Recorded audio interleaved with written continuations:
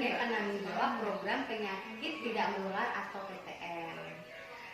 Saya di sini akan memberikan penyuluhan kepada ibu-ibu kader semua, yaitu menjelaskan tentang pengukuran faktor risiko untuk deteksi dini obesitas. Yang saya jelaskan yaitu tentang pengukuran berat badan secara baik dan benar. Langkah pertama yaitu kita menyiapkan alat timbangan, yaitu alat timbangan injak atau digital yang sudah dikalibrasi terlebih dahulu. Kemudian letakkan timbangan pada lantai yang datar dan keras. Pastikan juga timbangan tidak bergerak. Kemudian pastikan juga angka pada timbangan pada angka 0. Pada saat pengukuran di sini saya akan dibantu oleh rekan saya. Mari Ibu. Pastikan klien menggunakan pakaian seminimal mungkin, tidak membawa benda apapun. Pastikan tidak membawa benda apapun seperti jam tangan, HP, dompet. Pastikan juga tidak memakai ikat pinggang dan juga tanpa menggunakan alas kaki. Kemudian, mari Ibu berdiri. Kemudian, pastikan Ibu berdiri tegak, kepala menghadap, tegak lurus ke depan, dan pada saat membaca pengukuran berat badan, pastikan kader yang membaca posisi kepala tegak lurus dengan angka yang pada di timbangan. Demikian ibu-ibu kader penjelasan dari saya tentang pengukuran berat badan. Apabila ibu-ibu kader ada yang kurang jelas atau ada yang tidak dimengerti, bisa ditanyakan secara langsung pada sesi tanya jawab. Demikian penjelasan dari saya akhiri. Selamat pagi dan terima kasih. Assalamualaikum warahmatullahi wabarakatuh. Apa kabar ibu-ibu kader semua? Sehat ya? Perkenalkan, nama saya Bidan Mustika Desi Aryani, penanggung jawab kesehatan masyarakat di Puskesmas Kandang Batu. Kita hari ini akan mengadakan pelatihan kepada seluruh kader Posyandu tentang cara pencegahan gangguan indera di era pandemi, di mana rata-rata para anak sekolah, remaja, dan orang dewasa bekerja ataupun bersekolah menggunakan gadget berlebihan dengan laptop, gadget, handset, dan sebagainya. Untuk itu, ibu-ibu sebagai kader harus bisa memberikan materi tentang pencegahan gangguan indera ini kepada masyarakat. Oke, sebelumnya kita akan memulai dengan bina suasana dulu. Kita akan mengadakan tepuk semangat. Tepuk semangat, bisa? 1, 2, 3. Tepuk semangat.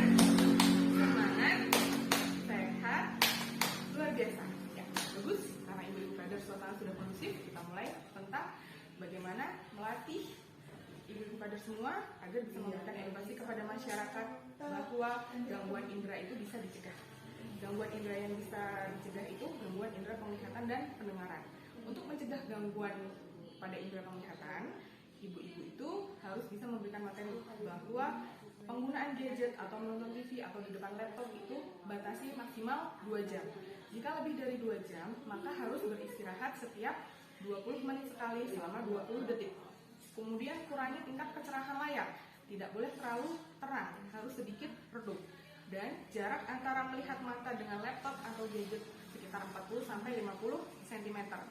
Kemudian cara agar mata kita bisa berelaksasi setelah 20 menit kita beristirahatkan selama 20 detik dengan cara memejamkan mata atau melihat ke pandangan lain selama 20 detik dengan jarak 20 kaki atau 6 meter pandangan lain ya.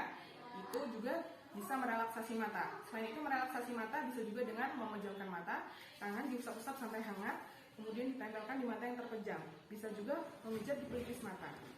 Nah, untuk mencegah gangguan pada indera pendengaran bisa dengan cara beristirahat jika sudah mendengarkan dengan headset lebih dari 60 menit. Kemudian bisa juga dengan mengurangi tingkat kebisingan volume HP. Tidak boleh lebih dari 60% tingkat kebisingan HP. Jangan gunakan HP pada saat dicas menggunakan headset karena bisa merusak saraf di telinga. Kemudian hindari tempat-tempat yang terlalu bising. Jangan sering mengorek-ngorek telinga. Jika membersihkan telinga, bisa dengan cotton bud tapi jangan terlalu dalam, dan kita bisa melakukan cek pemeriksaan telinga secara berkala ke dokter THT jika ada gangguan.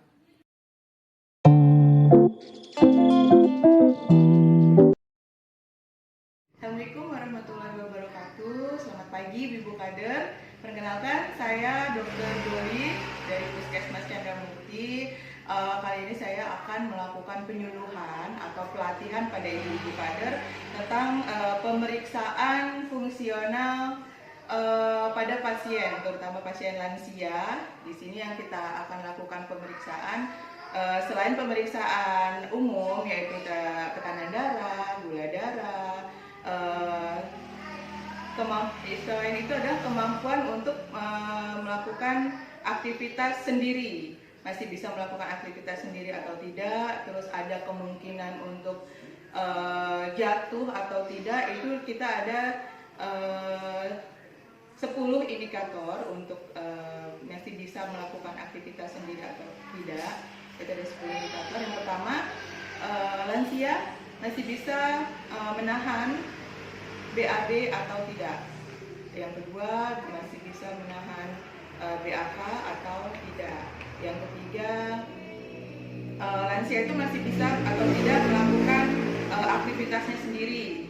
Misalnya berpakaian masih bisa melakukan sendiri atau tidak. Yang keempat, dapat melakukan buang air besar. Setelah buang air besar dapat membersihkan diri sendiri atau tidak.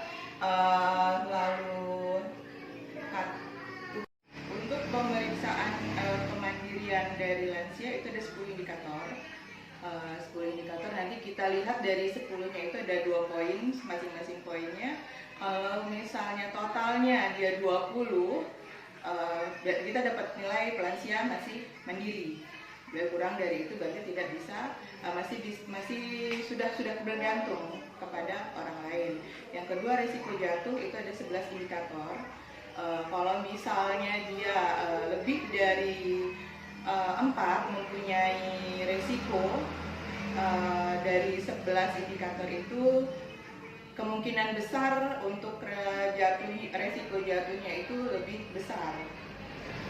Lansia risiko jatuh itu ada 11 indikator. Di antaranya usianya sudah di atas 70 tahun, sering jatuh, sudah memakai kursi roda, ada riwayat osteoporosis, ada konsumsi obat terus-menerus.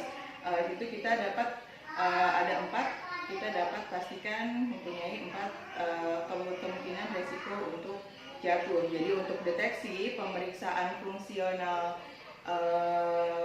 pasien itu ada 2 indikator yang kita lihat, risiko jatuh dan kehidupan sehari-hari sudah bisa mandiri, masih bisa mandiri atau masih bergantung kepada orang lain. Begitu ya Ibu Kader. Jadi untuk mengetahui lansia kita lakukan screening. Setelah dilakukan screening baru kita dapat ambilkan kesimpulan lansia tersebut bisa mandiri atau tidak.